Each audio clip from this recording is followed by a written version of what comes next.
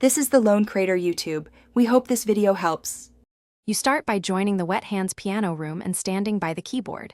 Use a desktop for precise key input. Once done, open the piano interface and set the octave to 4 or 5 so middle-range notes match the song. Make sure your keyboard focus is on the game window, otherwise presses won't register. Then enable any key labels option if available so you can see note names as you play. Begin with simple melody notes to test mapping and volume.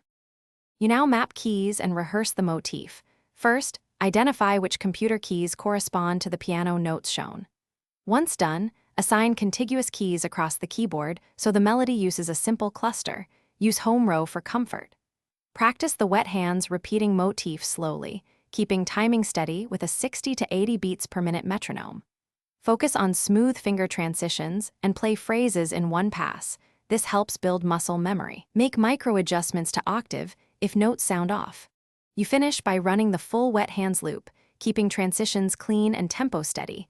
Play through the song a few times to lock in phrasing.